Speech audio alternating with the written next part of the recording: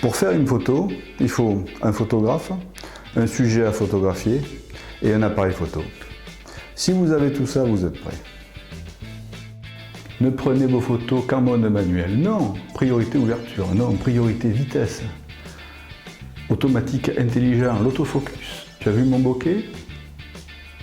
Regarde-moi ce zoom. Je ne pratique que le bracketing. J'en ai mal au crâne. Arrêtez tout. Prenez votre appareil photo, sortez, faites des photos. Pour débuter simplement la photographie, il faut au début se contenter des aspects techniques et esthétiques standards. Une bonne photo, c'est un sujet, une composition de l'image, une photo bien exposée et une photo nette. Le sujet. Parfois il est imposé. Un copain qui vous demande de photographier son mariage. Parfois il est libre. Une idée, une envie, on sort, on prend des photos. Vous allez parfois faire le choix de mettre un sujet secondaire. Par exemple, un premier plan dans une photo de paysage. Malgré tout, dans tous les cas, le sujet doit être facilement identifiable. La composition doit mettre en valeur le sujet. Il faut d'abord faire très attention au fond. Un fond trop chargé fait oublier votre sujet principal. Parfois, des objets assez moches peuvent aussi gâcher la photo. Donc attention au fond. Sur cette photo, le fond est beaucoup trop chargé, c'est un fouillis.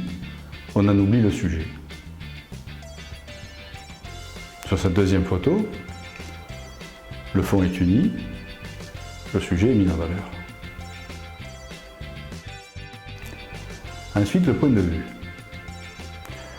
Votre meilleur ami, c'est votre zoom, mais attention, c'est aussi votre meilleur ennemi. Prenez l'habitude de vous déplacer, de changer de point de vue et d'essayer de prendre celui qui vous plaît le plus. Par exemple, quand vous photographiez un enfant, ne le faites pas en étant debout, mettez-vous plutôt avec l'objectif à hauteur de son visage. L'impression d'écrasement sera beaucoup moins forte. Choisissez toujours votre angle de vue. Sur cette photo, prise par le haut, le sujet est écrasé.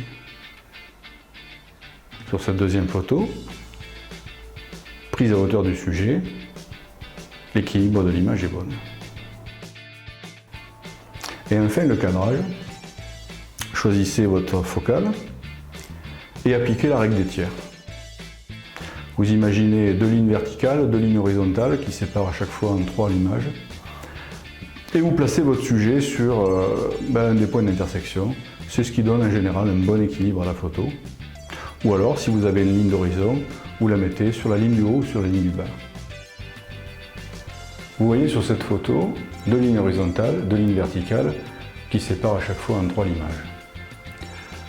Donc, il y a 4 points d'intersection. Sur ces points d'intersection, on peut y placer le sujet. L'équilibre de la photo sera en général assez bon.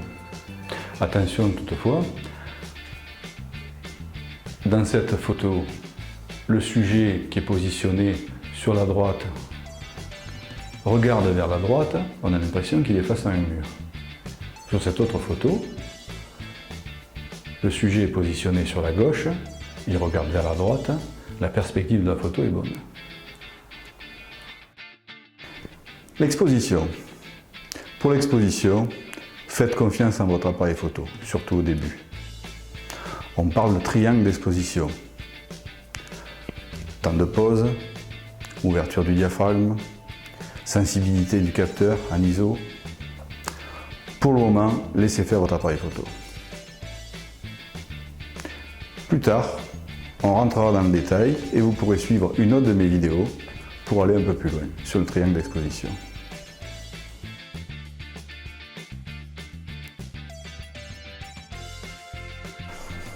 La netteté. Là encore, votre meilleur allié sera votre appareil photo. Les autofocus des appareils photo sont très performants. Si les conditions de prise de vue sont limites, surtout par faible lumière, vous avez deux risques.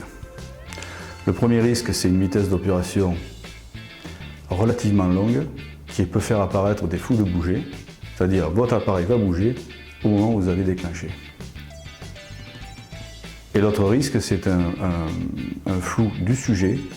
Si la vitesse du sujet est trop grande par rapport à la vitesse d'obturation, le sujet sera flou. Donc c'est ces deux points qu'il va falloir essayer de maîtriser. Le troisième point, la profondeur de champ. Vous pourrez choisir, en utilisant certains réglages de l'appareil, cette profondeur de champ. On va approfondir un petit peu ces thèmes. La netteté et l'exposition sont liées. Et ils permettent de faire des choix et techniques et esthétiques sur la photo que vous voulez faire. Pour faire ces choix, il faut abandonner le mode automatique de l'appareil photo pour prendre des modes qui sont semi-automatiques, très assistés, soit le mode priorité vitesse, soit le mode priorité diaphragme. Ça veut dire que dans le mode priorité vitesse, vous choisirez la vitesse et l'appareil photo continuera les réglages. Et dans le mode priorité au diaphragme, vous choisirez la valeur du diaphragme et l'appareil photo fera les autres réglages. Si la dynamique de votre sujet est grande ou si vous utilisez une longue focale, utilisez la priorité vitesse. Ce mode de votre appareil photo va vous permettre de choisir votre vitesse d'obturation. Et par exemple, si vous prenez une grande vitesse d'obturation, vous allez pouvoir figer un sujet très mobile ou éviter le flou de bouger si vous utilisez une très longue focale. Si vous voulez mettre en valeur votre sujet, en utilisant ce qu'on appelle la profondeur de champ, c'est-à-dire les zones en avant et en arrière de votre sujet qui vont vous paraître nettes.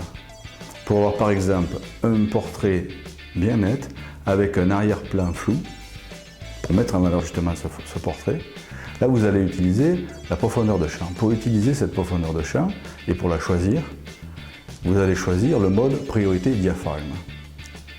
Et donc ce qu'il faut se rappeler, c'est que une valeur haute du diaphragme, c'est-à-dire un petit diamètre d'ouverture, va vous donner une très grande profondeur de champ.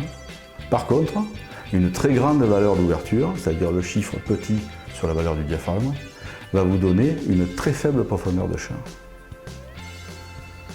Attention de ne pas exagérer et de ne pas avoir qu'une seule partie de votre portrait qui sera nette, sauf si c'est ce que vous recherchez. Par exemple, vous allez préférer une valeur f2, par exemple, donc une grande ouverture, pour faire un portrait. Et là, votre profondeur de champ sera réduite à la personne que vous photographiez. Dans un autre cas, pour un paysage, vous allez au contraire choisir une valeur grande, par exemple f16, qui correspond à une petite ouverture et qui va vous donner une profondeur de champ très grande qui va vous permettre d'avoir un paysage et son avant-plan net. Avec ces quelques éléments succincts, vous allez pouvoir prendre votre appareil photo et sortir faire des photos. Et puis en rentrant, vous allez pouvoir les regarder, les critiquer, éventuellement poser des questions ou regarder les autres vidéos pour aller un peu plus loin. Salut à tous!